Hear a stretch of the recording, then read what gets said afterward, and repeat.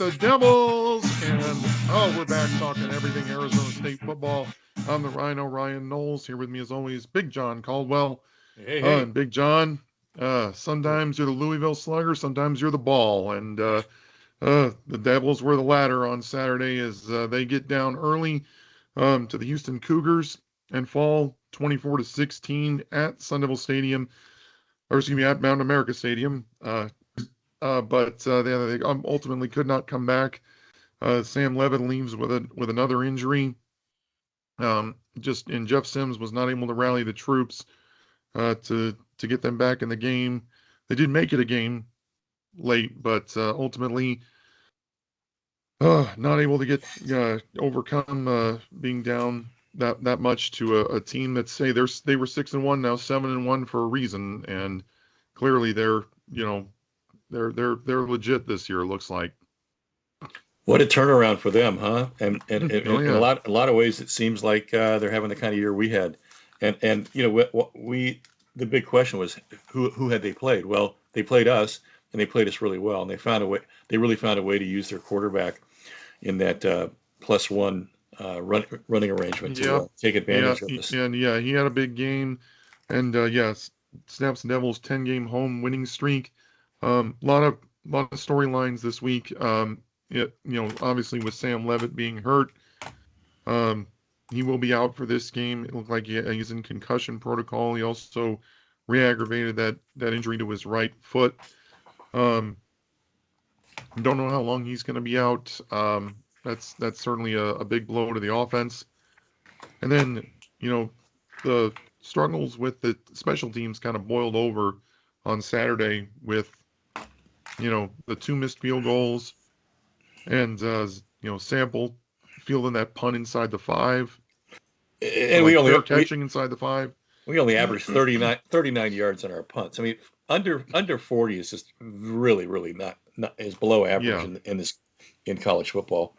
Our punting is actually is 129th out of 136 teams. So Yeah, it's that's been not getting it done. Yeah, that's a unit that struggled this year, obviously with the injury to Kenyon Floyd.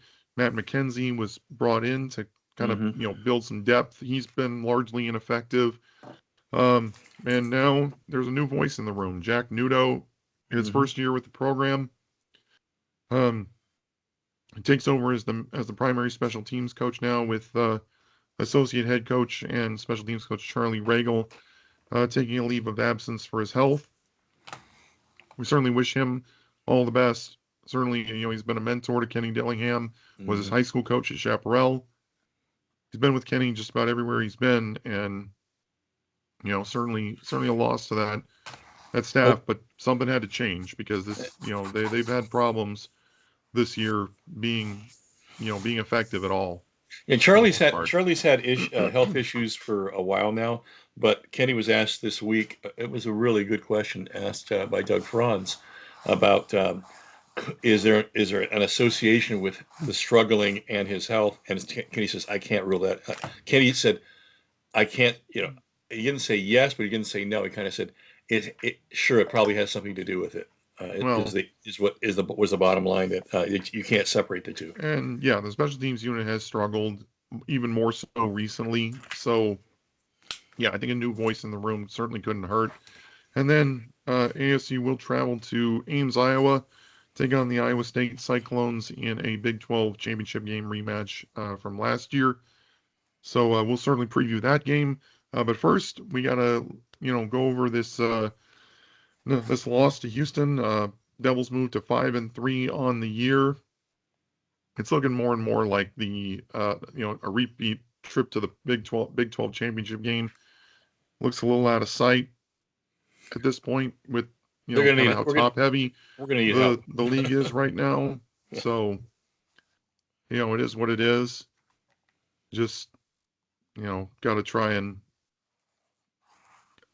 work. Gotta keep working, try and hopefully get as many wins as you can and make a decent bowl at this point. That's all you can do.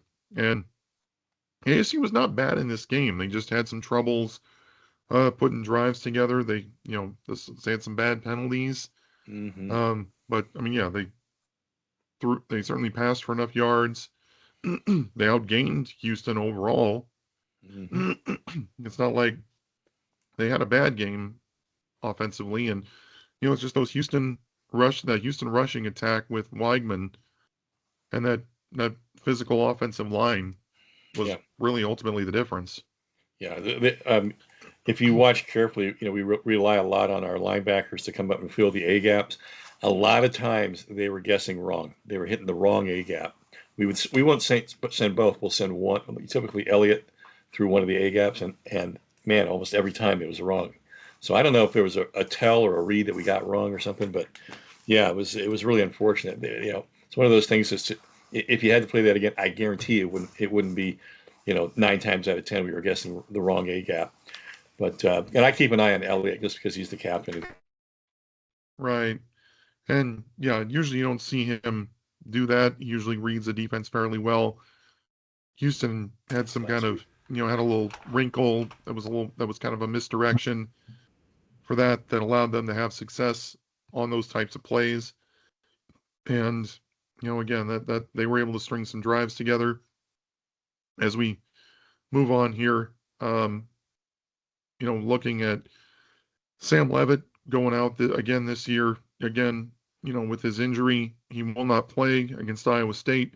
But yeah, penalties again were also an issue. 12 penalties for 76 yards. That killed some drives, especially in the first half.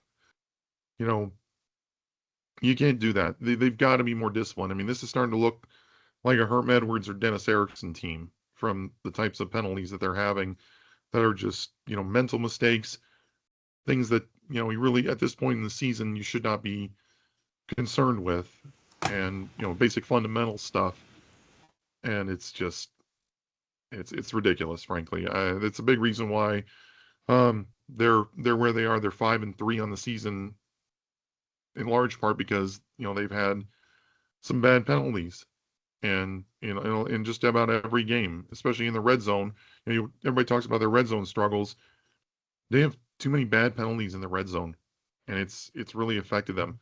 If we go back a slide, um, special teams again, we talked about them. 2 missed field goals. It's 6 points right there. This is a whole different. I think this is a very different ball game if we make those very makeable field goals. And then defense gets a stop late in the fourth quarter. We're getting the ball back. Zechariah Sample fair catches the ball at the 5-yard line. Dude, plant your feet on the 10, let it go over your head.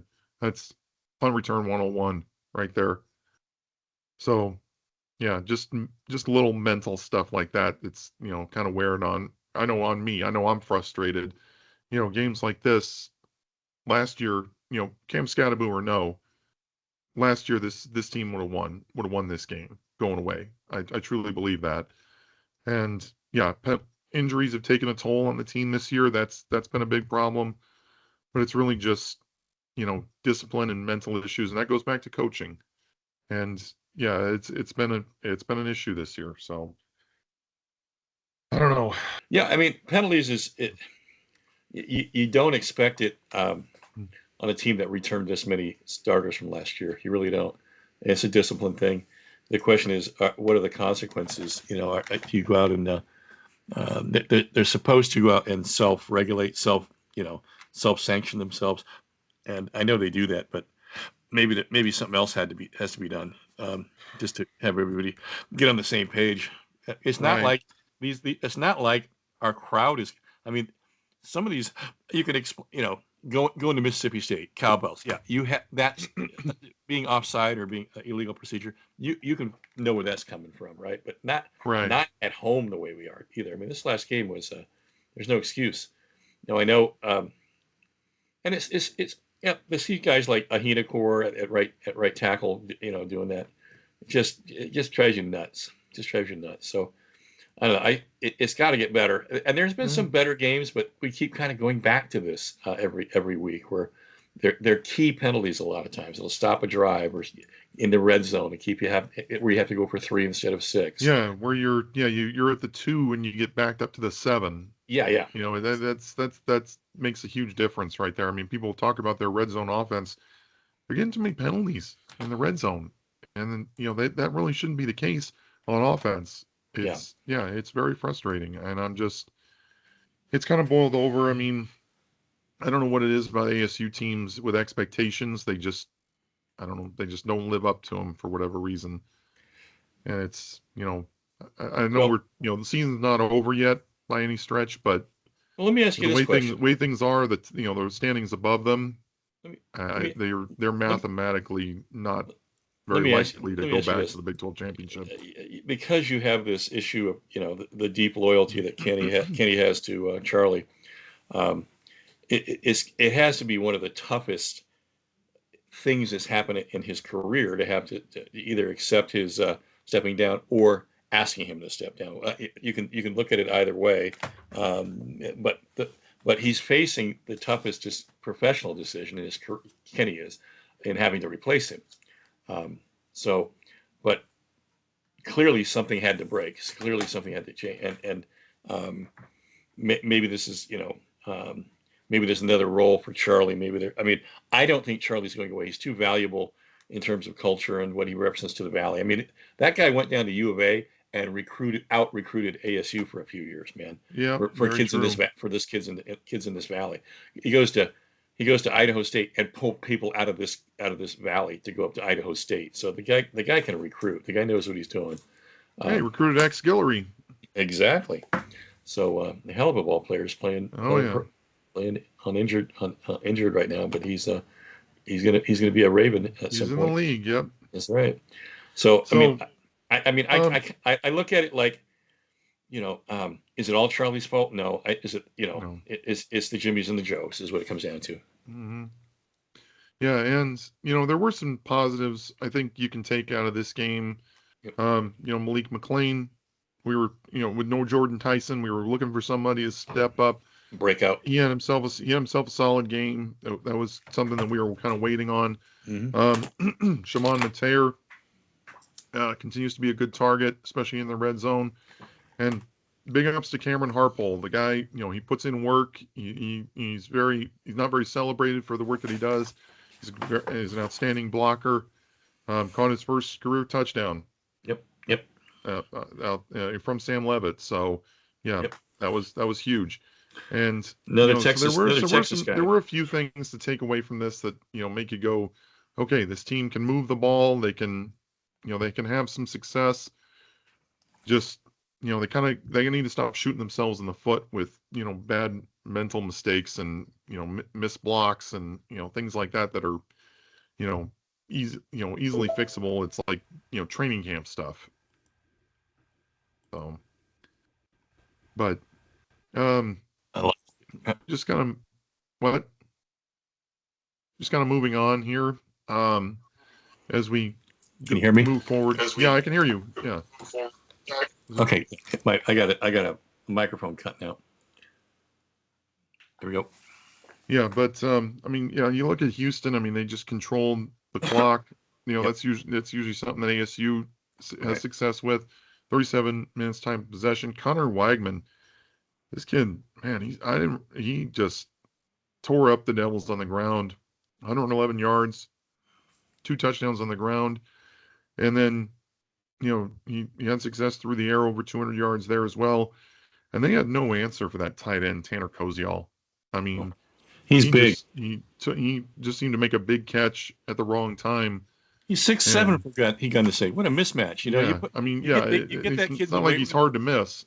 You put 20 pounds on that guy. He's gonna be playing on Sunday. I mean, Oh and, yeah, and all of their fans really love the kid. They all know he's real important to them. yeah, and yeah, him and Weigman basically Oh were a yeah. two man wrecking crew. I mean, you look at the rest of the offense. Nobody else really stands out to you as far as Right. having a great game statistically anyway. But yeah, Weigman, especially down to crunch time, they just ran him in between the tackles, and he was able to move the chains a few times. And ultimately, with Jeff Sims coming in, ASU couldn't move the ball. Yeah. Do you think that was a targeting on Derek Eusebio, by the way, that last play? I mean, What is targeting? That's the problem. It just seems like from different crews to different crew, there's a different Yeah, criteria, and that's what's so maddening. I think the biggest question was he defenseless? I think he was in the that's air. He was in I the think air when he was getting, hit. yeah, So that's. I mean, I know there was no helmet to helmet, yeah, really, but I don't know. I still felt like he led with the crown yeah. to And me. That was kind of what stuck with me. Felt like, yeah, the well, defender hit him when he was defenseless. yeah, I mean, it I was. know it's football. The guy's going over the middle. You still gotta play defense, but Mhm. I don't know. Felt like something that should Well, have been called, especially in just this as day and age. I've seen worse get called before. yeah, and remember, and also, folks, know Ghost Rouser is going to be out first half. Yep. That was another iffy one too. Yeah. I mean, I don't know. Yeah, a a few questionable calls in this game that just make you scratch your head. I mean, yeah, ASU's been very penalty prone, but they're getting things called a little close on them right now, just because refs are looking for certain that's the things they're just looking to flag them. But in any case, Well, by the way, a couple of those holding calls on us, the runner was well past the yeah, offensive they didn't line. affect the play. They didn't affect the play, and they were usually like to the side or from behind, but the runner was 3 yards past them. It was crazy. Wow. Yeah, those Yeah. you're supposed to let go after it's out of the play. Let it go. Yeah. Is inconsequential. Anyway, um, Yeah, but moving on here as we get into what we learned, presented by the Valley Athletic Booster Club, support local athletics. Check out valleyathleticboosterclub.com. Um, I don't know. For me, just I've harped on the slow starts a lot this year, and they always managed to come back. They did against TCU. Um, they got down against Mississippi State and were able to come back and make it a game. But you can't count on that every single week, especially with Levitt being injured and the inconsistency on the offensive line and whatnot, you know, and the injuries that are starting to pile up now. You cannot afford to start slow and just let teams get a multi-score lead out on you, every single week and count on coming back. I know Kenny, likes to focus on the middle eight, but you can't always wait that long to start, picking up your play. well, And go ahead. no, you're absolutely right, and we've touched on it earlier. The discipline has really been lacking, and something had to give. Yeah. Uh, And y- the discipline issues are real. I mean, it's like it feels like you're watching a Herm Edwards or Dennis Erickson team at times mhm. with how often they're flagged and they're really killing the drives and the momentum and the rhythm that they're in. And that really needs to get fixed because that was an issue last year for whatever reason. I don't know what's changed between this year and now, but yeah, they're real now, and that's something that's got to get shored up, especially going these last few games. These are games you should win. I know Mhm. Iowa State's a tough opponent. You're going to their place, but then you got to bye, and you got three very winnable games after That's that. right. So Yeah. hopefully ASU can get their heads screwed on straight and get this figured out here going in the final stretch of the season. But Well, hopefully we we'll see. saw We'll see. right, right. I mean, we saw us. We're going to talk about. Um, let me get into it. You can't. I'm just reiterating your point. You can't get behind for 3 quarters. I mean, getting behind is one thing, but for Yeah, three you get quarters, shut out for that, 3 quarters. You're gonna that's have a a very hard long time time. winning very many games. So what we learned that we do have other targets besides JT. We now know that we're susceptible to this QB +1 run, and I think we can fix that going forward. But we also have learned that our home field advantage is not invulnerable. Um, but man, if I went back and watched it, and Sam took probably the hardest hits he took all Well, season. He got ripped, and yeah. I mean, the O-line has been a big disappointment this year, not really, just from the penalty standpoint, but they're missing too many blocks. They're just doing letting guys olay them every single time, letting them right by them. Left guard's been a mess. this year between, Coleman being hurt Atkins. and Obigbo's been a huge disappointment. Yeah. You know, I don't know, just everybody. The team feels like the O line as a group has taken a step back this year, Well, and and as it's very obvious on tape. yeah, I pointed out in the pre-show, we're 125th in the nation out of 136 in sacks allowed. That, folks, is in the bottom fifth or sixth in the country. It can't get much lower No, in sacks allowed. And this is how it gets very discouraging to quarterbacks when you're taking that kind of hits. You're being put down. You're dirty yeah, all game. And when they're yeah, hard, that's something that's got to get addressed, I think, in the offseason because they're going to need to rebuild this offensive line. You got yeah, four seniors, graduating, and it's a unit that was supposed to be a strength this year. We were yeah. counting on it to be a strength this year, and has been a big disappointment. So Well, what I've seen him shrink the pocket. They purposely have shrunk the pocket to make it a little more manageable. But Sam needs a bigger pocket to work in, and he doesn't trust it. He I won't step agree. up. He won't step up. So No, well, what they've done with this talent left pool is to try to tighten that pocket up as much as they can, and it's just not a good combo for Sam. And yeah, my other big thing that we've learned is that we really could use a second back right now in rotation. And you would have thought that Udo might have been healthy. He was sick the week before, but maybe he just wasn't quite right. The key to getting a second back involved in our offense with our talent is they got to get in the rhythm. They need several touches to really get. I mean, every time Udo's been in, Mississippi State, I think it was 5 runs before he really kind of started hitting his stride. yeah, yeah, So and I mean, not having Kyson Brown, I think that's has hurt really us. been Yeah, an issue. it I has. mean, he comes back, he's not 100%. He's not healthy, and it doesn't look like he's going to play this week either. I believe he's already been ruled out. So it's been Ralik and everybody else kind of, and Yeah, this was something that a lot of people harped on. How we were going to replace Cam Scatterbo, and I feel like Ralik has been excellent when he's gotten his chances.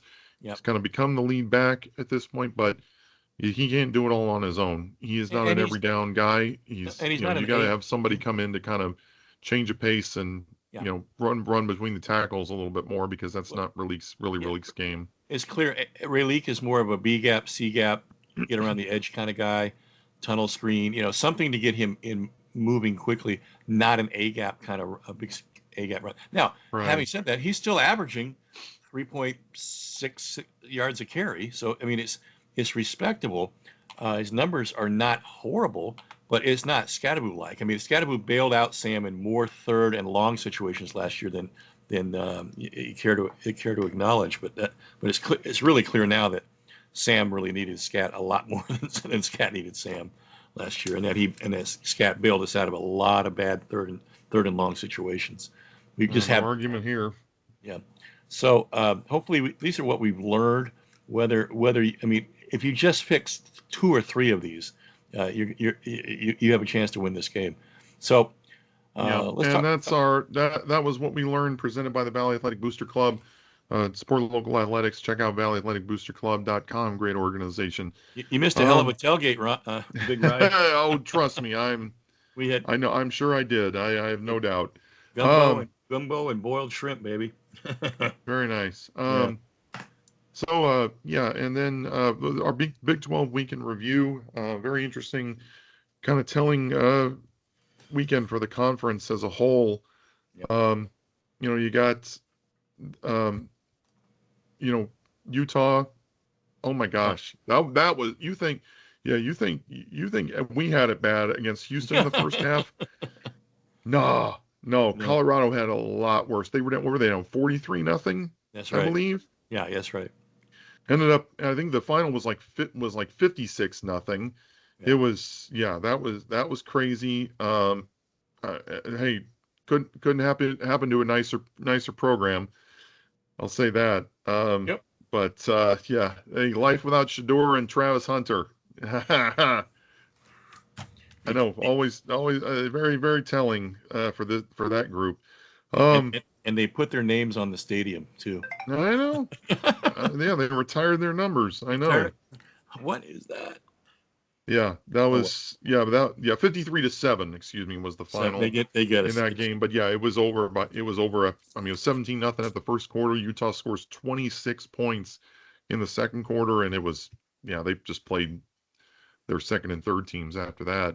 But that was we saw how good Iowa could be. I mean, how good Utah could be, and man, they were definitely on display this week. mm-hmm. The Kansas In-State Showdown, the Sunflower Showdown. K-State pulled out the win against the Jayhawks, and K-State starting to climb back up the rankings after kind of a slow start to the year. Yeah. They're in Kansas. They were kind of expected to be one of the better teams in this conference with Jaden Daniels and with Jalen Daniels, Right. and they've kind of disappointed as well this year. BYU knocked off Iowa State in Ames. They're still unbeaten on the year. That was a really tight At game for quite a while. A really tight game going in the fourth. yeah, at 8-0. And yeah, but it was 24-17. Iowa State was leading at the half. That's right. Second half, BYU just turned it on and ended up winning 41-27. So they appear to my eye to be the team that executes as good as anybody this year. Well, yeah, we talk about that every week on this show. Sataki's just a tremendous coach. So yeah, and then Cincinnati, we knew they were going to be good this year, but they are definitely keeping pace with the Cougars at the top of the standings right now. It's kind of they're playing each other here. That's right. Coming up in a couple weeks, I think. And that's going to be that could be a Big 12 championship game preview right there. And you got Utah, Cincinnati this weekend. It's going to be a good game as well. So I mean, it's possible for BYU to have 2 losses before this whole thing is over. Same as they certainly have the toughest remaining schedule of anybody in the conference. That's right. So yeah, the odds of them staying unbeaten, I think, are pretty slim. Mm-hmm. But they're certainly in the driver's seat when it comes to actually being in the championship game. As long as they don't have some kind of complete collapse, and at least I think split these last 4 games. Mm-hmm. There's no reason they shouldn't be in the championship game. That young quarterback they've got just throws dimes, man. Mayor Bachmeyer, that guy, number 47 at quarterback. Yeah, interesting number for a quarterback. Yeah. He's just been tremendous this year, and Cincinnati's been excellent. They're both there. Both of them are top of the conference at 5-0 right now, and it's very top heavy. You only got a few teams, Houston, Texas Tech, each with only 1 loss. Could come down to the final weekend again, as far as who's going to be in the championship game, because a lot of those teams at the top, they're playing each other these next few weeks. So it's going to be must-see TV for sure. What's interesting? I looked at the national stats, and even as much as we were able to run and our success playing Texas Tech, they're still number 1 in rush defense. They're and by a good little amount. Yeah, Texas Tech still that's their strength. I'm not surprised. I mean, you look at them. Lee Hunter is one of the best D tackles, especially when it comes to run stopping in college football. He was such a big get from UCF. I'm not surprised that they're as good as they are against the run. Yeah, and those ends are together. Yeah. Oh, Daly. The way they use them. Yeah, and then the Heights, the Georgia Tech transfer. Mm-hmm. Oh yeah, a very talented bookend. So, yep, they had another win this week as well. So, yep, that's our Big 12 week in review. Yep. As we move on here, to the Iowa State Cyclones. I think everybody kind of circled this game at the beginning of the year, given when we were playing Iowa State, and the fact Hmm. that this was a 2024 conference championship game rematch. This is I think was a big one on everybody's calendar at the beginning of the year. I think some of the lusters may be gone off because of these two teams kind of not having the types of seasons I think a lot of people expected them to. You know, as you see here, Iowa State, they start out red hot. They're 5-0, through the first 5 weeks, and they've lost three straight. Granted, two of those were to Cincinnati and BYU, but that that Colorado game really sticks out to me as a game that, Yeah, yeah, that was a big upset. that Even looks though like it a was in trap game. Boulder, Yeah, it looked that like a was a trap game game. that was kind of a trap game, definitely. And that's the type of game you see Iowa State usually get up for. Right. They usually don't have too many. They don't usually fall into those trap games too often under Matt Campbell. They're very disciplined, very even keel. They always seem to give everyone their best week in and week out. But yeah, these last 3 weeks they've had chances to win each of these games, and they just second half they've kind of folded, Yep. kind of. So we'll see how they come out this week. This is still a very talented team, especially on defense. They Yes. play an excellent. They play a very strong, solid scheme. They've been very good this year. But we're going to start with the offense, and this Iowa State team. Well, we're kind of giving an overview of them here. We mentioned their record 5-3, 2-3 in the conference.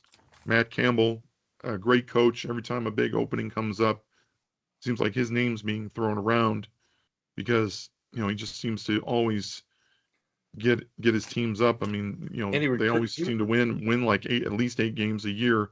And he's created And culture. He's created culture, and yeah, he's recruited. In it's not exactly a big market school or anything. I mean, yeah, Kids come there for the they've culture. come into Arizona and recruited. I mean, they That's got right. Brock Purdy Oh from here, so yeah, I yeah. know. No, But he's yeah, we mentioned they're losing to ASU in the BIG12 Championship Game last year in Dallas. They in turn went on to the Pop Tarts Bowl, where they rallied late and ended up beating the Miami Hurricanes in a real thriller game. yeah. I watched that game. That was fun to watch. It was fun. Um, but yeah, and they're they've had a lot of success recently. They won the 2020 Fiesta Bowl, but yeah, Yep. this year they've come to some resiliency here the last few weeks, and they've been hit by the injury bug too. Oh, They've they're got very some bad. guys Yep. out. They got some guys questionable right now. They're definitely, going through us. They're struggling right now, much like ASU. Yep. So, Well, now, how are Ryan, they gonna? It'll be interesting to see how they come out in this game don't you for think real. it's what's become, at least to my eye, what's becoming evident in the era of NIL, that it's becoming increasingly difficult to field the the depth of your second and third teams that are as strong. I mean, in other words, the parity for with NIL guys moving is creating Hmm. parity across every team. I mean, Houston. Look at what Houston's been able to do, and look what Texas Tech did with NIL. But yet, the second and third teams, and when you get hurt, are not nearly as strong. And I'm just wondering if that's not an artifact of NIL and only having just so much money to go around for everybody, and Yeah. revenue sharing money to go around too. Yeah, Iowa Is this what State's we're certainly not one of those blue chip type schools that's going to throw right? a lot of money around. Right. They don't have super rich alumni and backers like a lot of schools do. So yeah, they're having to do this with what they got, recruiting a lot of small schools for NIL and counting on the high school kids that they get to develop and become quality players. Right. I So it's just this is every year as the rules get more and more defined. What you're seeing in terms of depth and injuries happen to everybody, but the question becomes what happen with where are your twos, where are your threes, and when you only have so many dollars to spread around in terms of the kind of players you're bringing in, it's got to be having an effect on this, and it's just causing more parity, more teams moving from year to year. Yeah. Uh, I mean, there's a lot of things at play here, but I do, I still like this conference a lot. I still like the competitiveness of it. I like Definitely. everybody's got a great quarterback and a great running back. It's a fun, exciting. Um, every week everybody can beat anybody. Yeah, a lot of parity, definitely. And we saw that, and I think we've seen that on display just about every week. There's been at least one upset.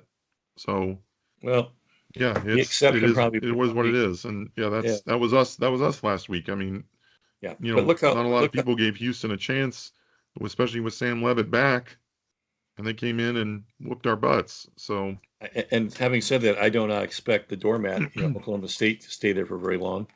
There's way too much culture and money hey, there to they get to the be. right head coach. Yeah, absolutely. They could turn things around very quickly. It's one of those, find a young guy that I mean, they love to have a young Kenny kind of prototype that they can have for another 20 years, like Uh, they did with Gundy. you know, maybe an alumnus or just somebody who's really familiar with the program. Yeah. Yeah, they could Well, do there's a that. guy. Their DC is an alum, and he's just not as dynamic as Ken, but he is a winner. Who and he is the temporary coach right now. But Right. having said that, yeah, I mean it's you know Iowa State's a good program, Yeah. and that's the thing. They built a nice program over the years, and Kenny has a lot of respect for what they've been able to build there from a cult. It's a lot like ASU. They've done it with culture. They haven't done it with they haven't bought all their players. There's a system there, and Right. so I think it's two teams right now that are kind of pissed off about where they are, and they're having lost too many games when I'll they yeah, shouldn't have. I'll go along with that. Absolutely. Especially after, the types of seasons that they had last year.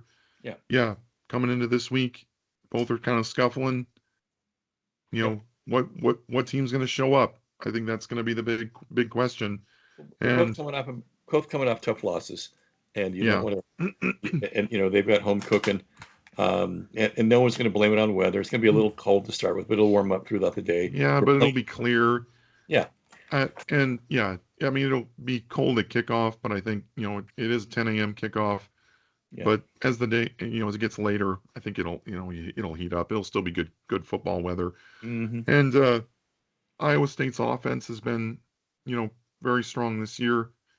29 points a game, over 400 yards total offense. Yep. People were a little bit concerned about what they were going to look like losing Jalen Noel and Jaden Higgins to the NFL last year. Both were second round picks by the Houston Texans. But Taylor Mauser, is, they hit the portal, brought in some good receivers, and, he's been with his program since 2016, and now he's the OC, and he's really turned this unit into a solid group that can move the ball down the field and put up some points. And it starts with their quarterback, Rocco Becht, who just seems to, just always regardless of who he's throwing to, he always seems to find the right guys, makes good decisions. He's been a little bit turnover prone this year, but, part of that is the offensive line has been subpar this year in pass blocking, but he's still having a tremendous year.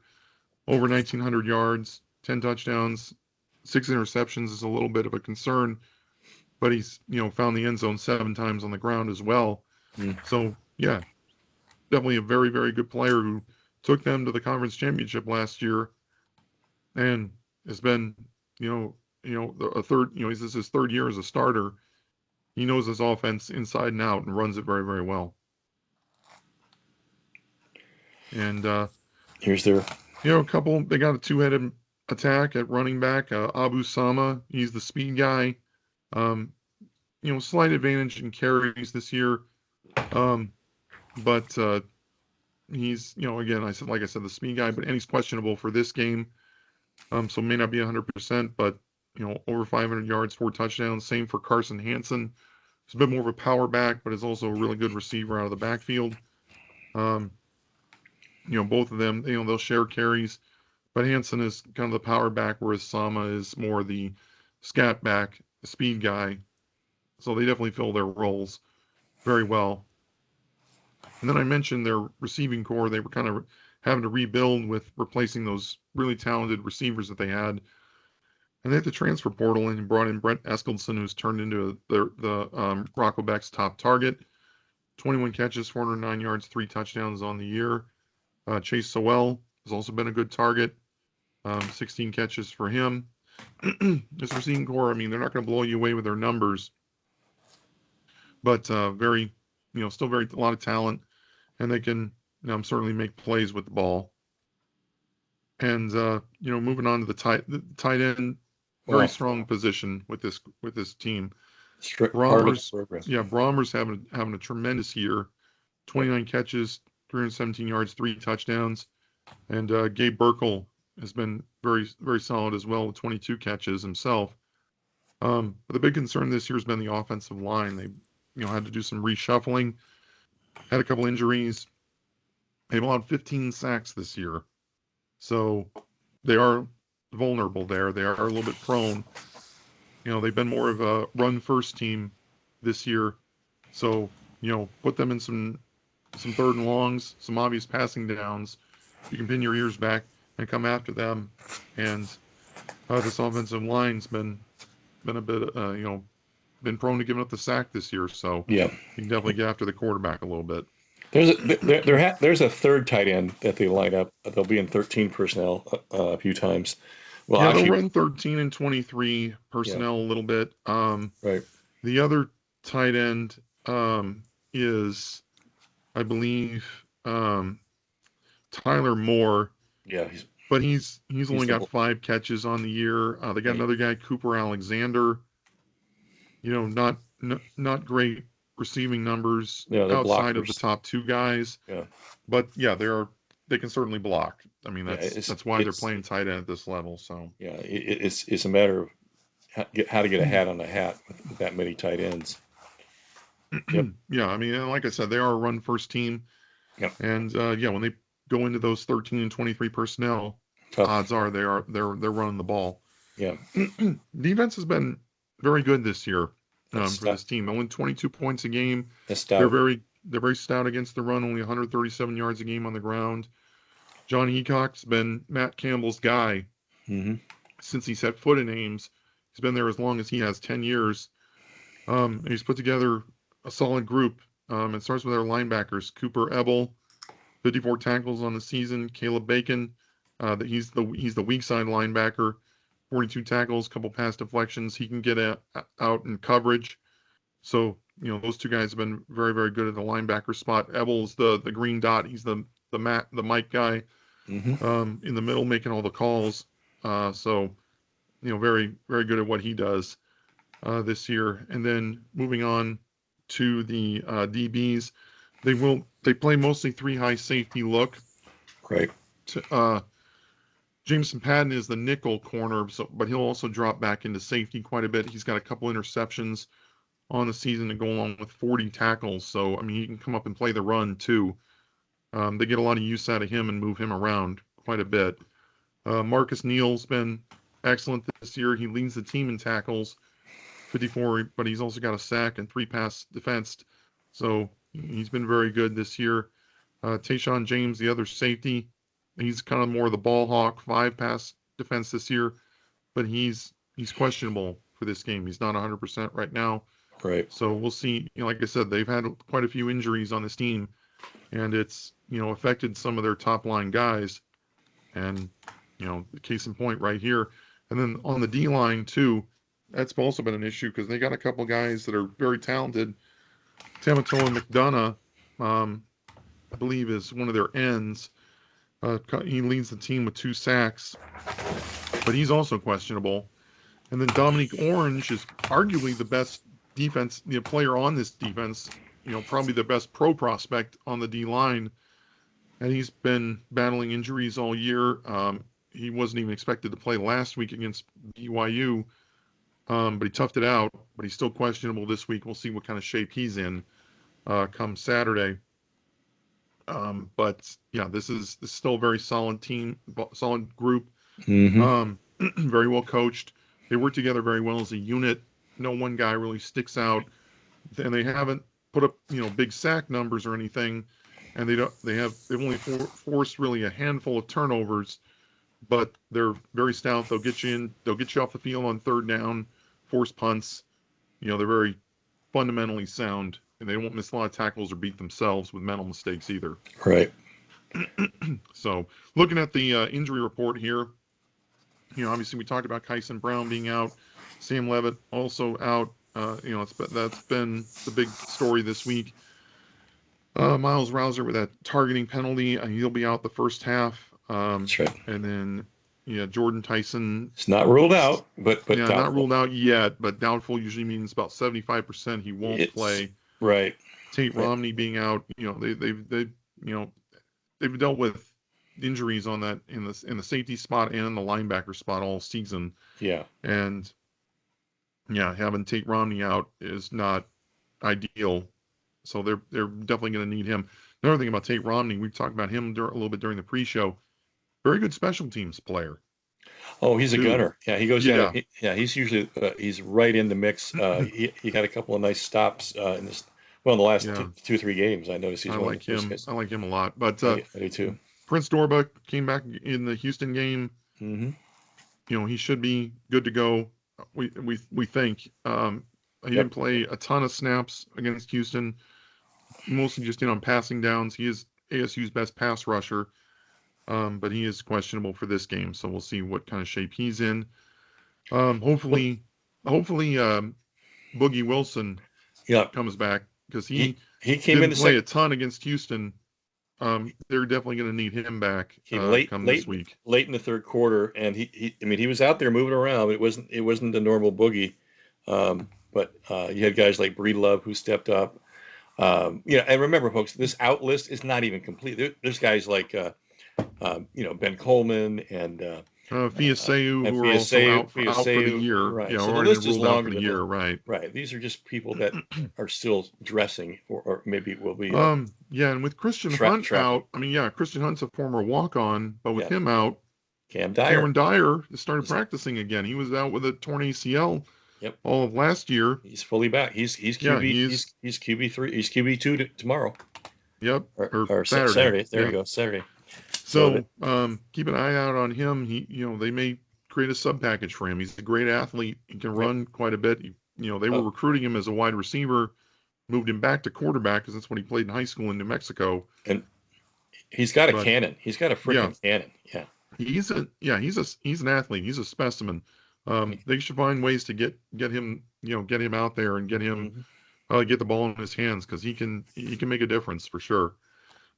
So and we mentioned the Iowa State having similar problems, especially at DB and linebacker, and also on their D line. Got a few guys that are questionable right now. We'll see what they look like coming up here on Saturday. But yeah, go ahead, John. I was going to say, I get a lot of questions on Sun Devil Nation about saying, what's wrong? What are we doing wrong? Is this our training? Is this our conditioning? I'm like, guys, it's week 10. It's college football. We played a physical Utah. We played a physical Texas Tech. These things have consequences. That was going to be my next point. I was going to ask you about that. Do you think, playing the way we did against Texas Tech, kind of let us down and, kind of banged us up going into to Houston? Oh, there's no question, especially having your number one receiver and your QB1 not. I mean, I always thought that Sam against Texas Tech was only about 65%, and then last week he still wasn't able to put his foot in the ground and make those cuts. But yeah, I mean, it's it's tough developing a strong QB second quarterback, and we do have some nice targets to throw to, but you're going to hear me talk about this. To me, it's real important that we always talk about a second running back. Sims is a second running back. I really believe so. Well, he's a QB +1, and he is. That is his strength. I mean, he is starting this game, so they're going to need to establish. That Yeah, leads us into our keys to the game. yeah, Presented absolutely. by Sleep in Heavenly Peace, a great nonprofit that builds beds for families in need. Please support Sleep in Heavenly Peace. And for me, it starts at the trenches. Iowa State's a little bit banged up on that D line right now. Take advantage, get downhill, and move the ball a little bit on the ground. With Sims, we know about his ability to run and his struggles as a passer. Lean into that. Use Right, the running game. right. Run some read option. Run some uh, RPO. Hmm. Run some things that are going to make the defense get them on their heels a little bit, and let them get downhill and blow somebody off the ball, because that's something that ASU's really struggled to do this year consistently, is control the line of scrimmage on both sides of the ball, but especially on offense. And with a backup quarterback who can run, that's something that they're going to need to do. Their run blocking is going to need to be top notch this week, if they want to be able to move the ball on offense. So establish the run, I think, is going to be huge. Um, and on defense, try and shut down. I think Iowa State's a run first team. So Yeah. if you can, do what you've done all year, and they struggled against Weigman running the ball in Houston. This is your opportunity to bounce back and really, shut down ISU's rushing attack, make them one dimensional. I feel like if they're not, they have a little bit of talent at the wide receiver spot, but it's not like it was last year. No, You they've can made up. cover those receivers one on one and win at the point of attack. And if ISU's not running the ball, it's very, very tough for them to, I think, get into any kind of rhythm and put points on the board. Also, I didn't mention this, but I think it's worth mentioning. This is another team with strong tight ends. They have very talented tight ends. Don't Yeah. let those guys beat you. Don't Well, let that. Brahmer and Burkle beat you, because we saw what Kozial did. You do not want Yes. a repeat of that. Iowa State's watching the same film we are. They can see that tight ends have had success against ASU this year. Find a way to take those guys, minimize those guys' impact as much as possible, because Beck is looking for those guys, looking for Brahmer and Burkle consistently. And then with everything that's gone on this week with the special teams, I feel like this is a chance for them to really make an impact. No mental errors, no lapses in the punt return and kick return game, and in the place kicking game as well. I want to see Jesus Gomez go perfect in this game and not have any bad misses on field goals like they did against Houston, which really made a huge impact in the game. So that's something that really needs to get shored up, and hopefully with a new voice in the room in Jack Nudo, that'll be the case. And then the pass rush needs to get home on this team. This is a offensive line in Iowa State that's given up 15 sacks on the year. If you can not even sack Rocco Beck, but at least force him to do some different things, not let him get into any kind of rhythm, get him on the ground, force him into some bad decisions, and get a couple turnovers, it might be enough to win this game. So, if you can just get home and consistently put Beck on the ground, and affect his ability to throw and affect the passing lanes by getting your hands up, it could make a big impact in this game. You know, those are all solid points, Ryan. I mean, and I keep going back to last year's championship game. How did we beat those guys and soundly? You were there, you saw it I up front, was. Oh yeah. and it really, what I thought it really came down to, we exerted our will, especially on both sides Yeah, of in the trenches. So your first definitely. point, own the trenches. I would I might make the point, you got to own it in both sides of the ball. It's really Well, yeah, critical. that's what I'm saying. Yeah, that's why I Yeah, said shut down their running attack. yeah, You can do that. You yeah. know, they're again. I don't think they have the talent at the receiver position No, to and really they've beat you and they've re, consistently. they've replaced the receiver position with their tight ends. And if we can have an answer for that, someone spying, so you use that extra high safety to come across and give some help, especially if they're coming across the middle, uh, Something. Yeah, in the seam, absolutely. yeah. So we have to be mentally tough. We have to show Texas Tech level of toughness in this game. So again, establish the run, control Iowa the line. State. Yeah, yeah, that's what I'm saying. We have to be Texas Tech like in Oh, how we played at Texas Tech. yes. Okay. That level of mental toughness is what I'm referring to. On offense, um, obviously we got to establish a run and control the line of scrimmage.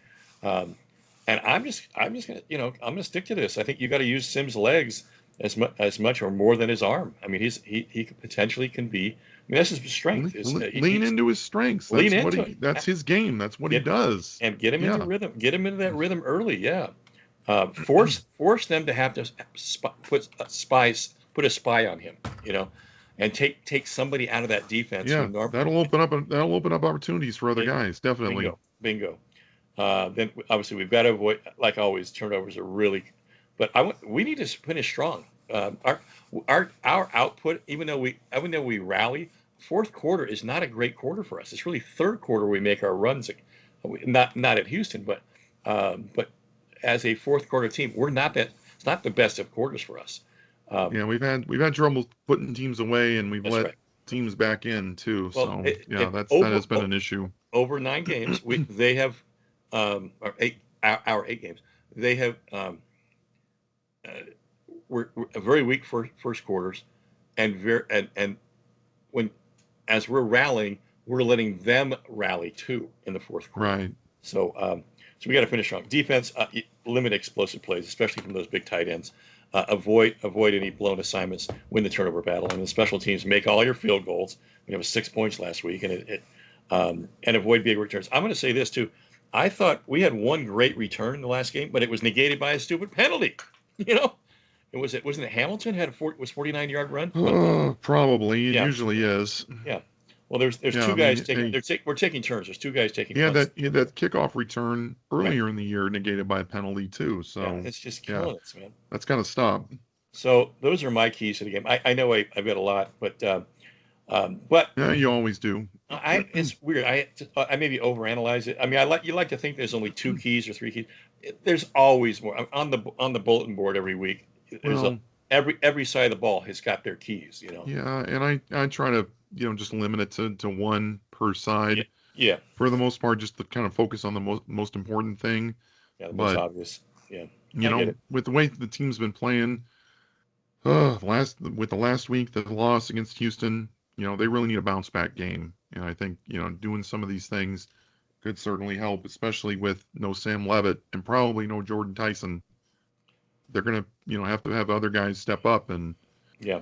hopefully they some guys Well, bring their A game and they're able to do that again in this game.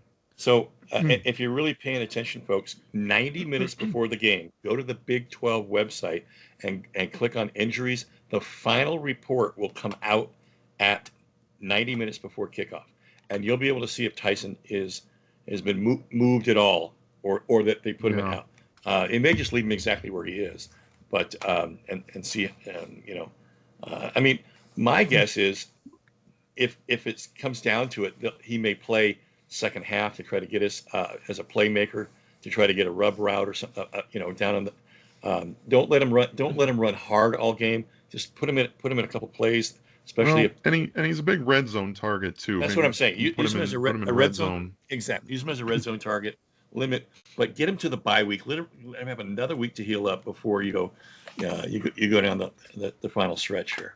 Yeah, very true.